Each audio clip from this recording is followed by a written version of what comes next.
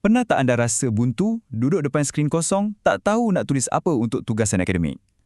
Ramai yang sangka masalah utamanya mesti sebab tata bahasa tak cukup bagus. Tapi, apa kata kalau saya cakap masalahnya bukan di situ?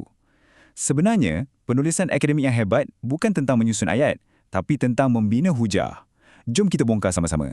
Okey, mari kita pecahkan mitos yang paling besar dulu. Penulisan akademik ini bukanlah pertandingan mengarang ayat yang paling gramatis. Ya, bahasa yang kemas tu penting, tak dinafikan. Tapi ia cumalah alat. Ia macam tukul dan paku. Inti sebenarnya, rumah yang kita nak bina tu adalah kualiti pemikiran kita. Jadi, kenapa ia rasa susah sangat? Adakah sebab kita tak cukup perkataan canggih? Atau ayat kita lintang pukang?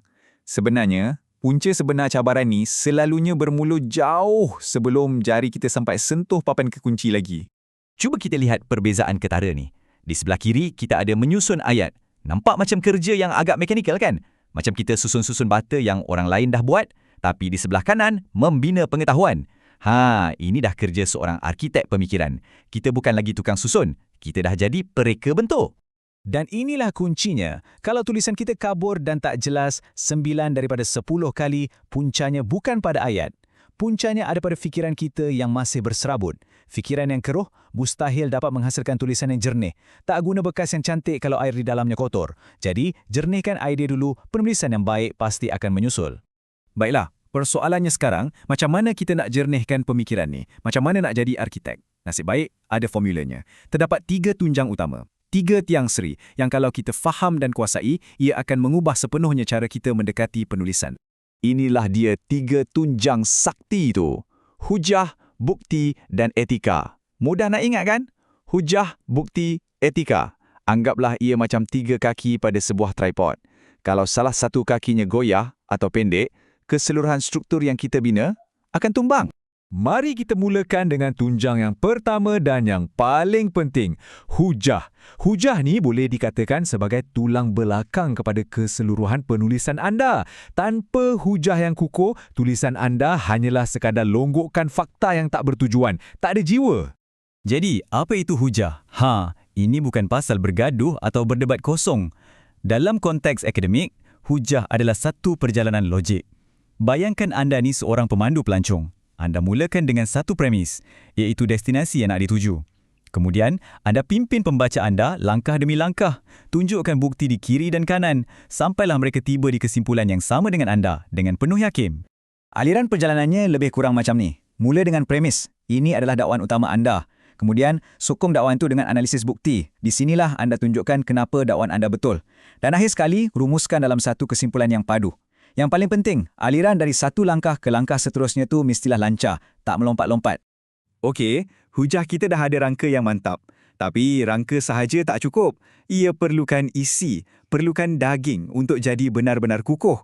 Di sinilah tunjang kedua memainkan peranannya, bukti yang sah. Bukti inilah kawan-kawan yang membezakan sebuah tesis dengan komen di media sosial. Setiap kali anda buat satu dakwaan, biasakan diri untuk berhenti sekejap dan tanya soalan keramat ni. Mana buktinya?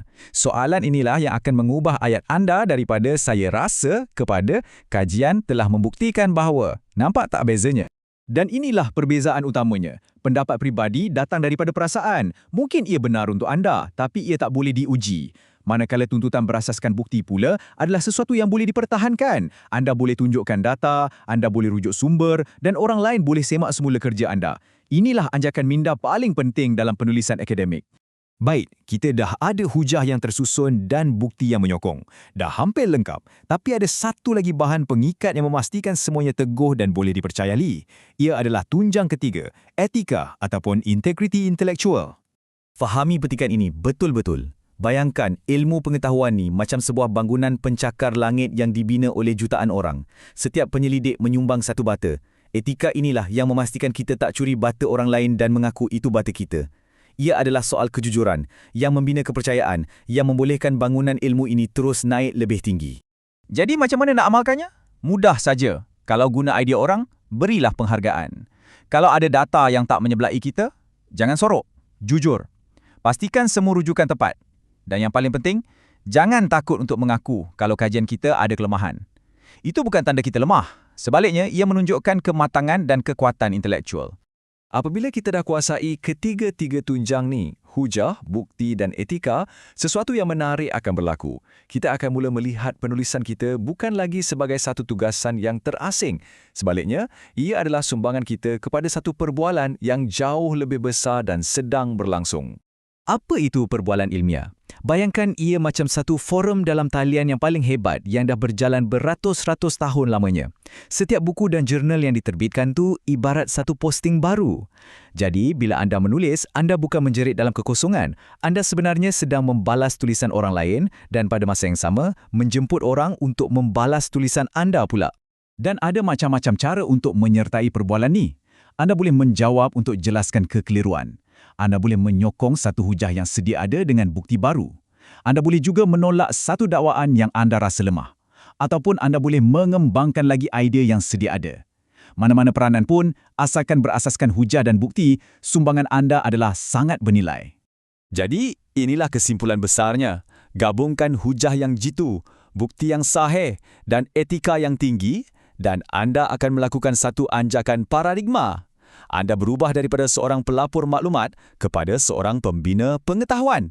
Anda bukan lagi sekadar penuntun di tepi padang. Anda kini adalah pemain di tengah arena. Jadi, saya ingin tinggalkan anda dengan satu soalan untuk direnungkan.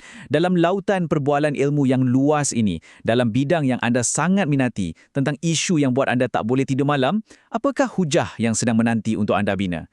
Dunia ilmu sedang menanti suara anda.